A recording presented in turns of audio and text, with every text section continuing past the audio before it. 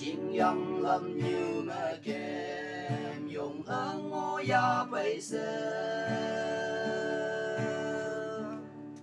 nắng ấy như lan phai chậm giờ ngô ya bây giờ chiều tây tôi lười mày nắng yêu tây quan thơ